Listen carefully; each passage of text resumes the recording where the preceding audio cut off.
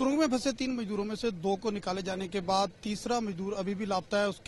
उसकी तलाश के लिए सर्च ऑपरेशन चल रहा है कल से, लेकिन अभी फिलहाल सर्च ऑपरेशन रोक दिया गया है, रेस्क्यू ऑपरेशन रोक दिया गया है। डीसी मानसी साया जी हमारे साथ है। मैडम, एक बार फिर रुक गया है जो रेस्क्यू ऑपरेशन है, क्या वजह है? रेस्क्यू ऑपरेशन इसलिए रुका है क्योंकि हमें एकदम से एक खबर आई कि वहां क्रैक्स देखे गए हैं। तो मजदूरों ने हमें ये पहले खबर दी कि वहां क्रैक्स देखे गए हैं। फिर हमने उसका डिटेल्ड एक जो है रिव्यू करवाया। हमारे एक्सपर्ट्स जो हैं, team of 2 geologists also, they also had a look. उन्होंने भी, दोनों जियोलॉजिस्ट्स ने उसको देखा, समझा। मैं पर्सनली जाकर मैंने भी देखा। तो अब बात ये है कि जब ये हादसा इतना बड़ा जब हुआ था 12 तारीख को, उसके पहले भी इसी प्रकार के क्रैक्स आए थे। और ये क्रैक्स बड़े नहीं होते, ये एकदम से फिर वहां नीचे मलबा आ जाता है। जो हमने 12 तारीख को जो हुआ है वो हमने देखा है। तो इस समय जो है हम लोग किसी प्रकार का चांस नहीं लेना चाहते हैं और हम लोग नहीं चाहते हैं कि कोई और जान अब जोखिम में पड़े। तो इसलिए अभी हम लोग इसमें, हमारे जो तकनीकी एक्सपर्ट से एक राउंड ऑफ मीटिंग अभी हुई है, परंतु अभी कोई निष्कर्ष नहीं निकला है कि और क्या तरीका है मलबे के थ्रू पहुंचने का। टनल के अंदर नहीं तो मतलब क्या कर सकते हैं, तो अभी कोई निष्कर्ष नहीं निकला है। कुछ समय बाद, कुछ घंटों बाद हम लोग फिर मिलने वाले हैं, क्योंकि हमने कुछ टेक्निकल इनपुट्स मंगवाए हैं हमने स्पेसिफिक लोगों से। तो अब देखते हैं कि क्या हम लोग कुछ उसमें कर पाते हैं। हमारी कोशिश है कि कुछ टेक्निकल एक्सपर्ट से कोई सजेशंस आए, पर ये देखने वाली बात है। अभी इस क्षण पर मैं और कुछ नहीं कह पाऊंगी। जिस तरह से एनडीआरएफ पहले से मौजूद है, आप प्रशासन यहाँ पर मौजूद है, तो आर्मी को बुलाने की बात हो रही थी, क्या और फोर्स को कॉल किया गया इसके लिए? देखिए, जो काम हमने अंदर चलाया था वो जो मशीन की जो जरूरत है, मशीन हमारे पास पहले दिन से थी, परंतु लेबर इंटेंसिव बहुत काम है, जिसमें कंपनी के जो मजदूर हैं, जो वर्कर्स हैं, वो पहले दिन से लगे हुए हैं। परंतु यही सोच थी कि अगर उस काम को किसी तरह बढ़ाया जाए, इसलिए एनडीआरएफ को भी लगाया गया था। और आर्मी के भी 15 लोग जो हैं वो ऑलरेडी मूव कर चुके हैं सोलन से। तो अब पर बात यही है कि जब वो एरिया ही सेफ नहीं है, तो मैं आर्मी, मतलब किसी की भी जान जो है, हम लोग नहीं चाहते हैं कि किसी की भी जान अभी इस मौके पर जोखिम में डालें।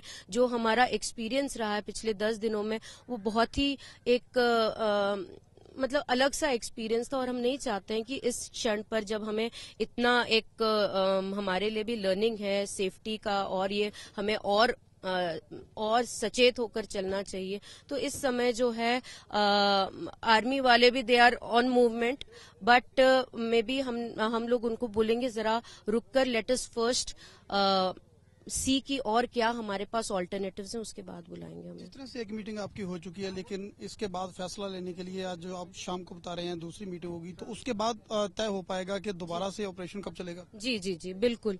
क्योंकि हम लोग उसके बाद ही, जो अब हमारे जो एक्सपेक्टेशन है, कुछ एक्सपर्ट्स ये हैं, कंपनी के जो एक्सपर्ट्स हैं वो पिछले रात से ही लगे हुए। रात को भी वो लोग बैठे थे, 1 बजे तक बैठे थे इसी सोल्यूशन के बाद, मतलब और कुछ किया जा सकता है कि नहीं। पर उस समय ये एस्पेक्ट नहीं सामने आया था कि भाई वहां भी क्रैक्स डेवलप हो रहे हैं। ये अर्ली मॉर्निंग का डेवलपमेंट है, जिससे हमारा काम जो है बाधित हो रहा है। अगर हम लोग उस पाइप को, जो हम लोग टनल मलबे के थ्रू पुश कर रहे हैं, ज्यादा अगर पुश करेंगे, तो हमारे एक्सपर्ट्स जो अभी जो आई है रिपोर्ट, उनका कहना है कि हम लोग फिर वो क्रैक्स जो है वो हो सकता है, that will lead to a collapse. जिस तरह से इतना बड़ा हादसा हुआ है, तो क्या कहेंगे, इतनी मजबूत सुरंग बनाई जा रही थी, तो कहीं ना कहीं कोई चूक हुई है?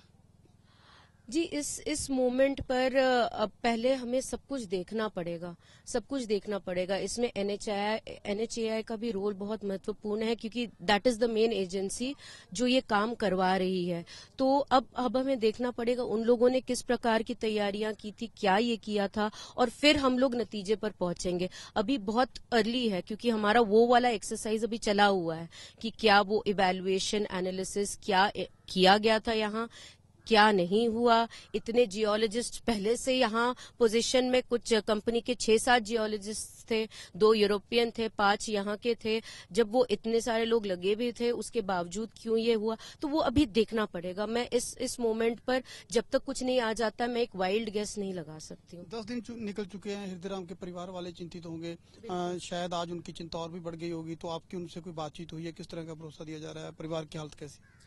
जी, परिवार की हालत तो हम सब समझ रहे हैं कि बहुत ही नाजुक है। ये मतलब कहने की बात नहीं है। हम लोग अंदाजा भी नहीं लगा सकते हैं कि ये परिवार किस चीज से अभी जूझ रहा होगा। इनका इतना बड़ा परिवार है, 6 बेटियां, 2 बेटे, और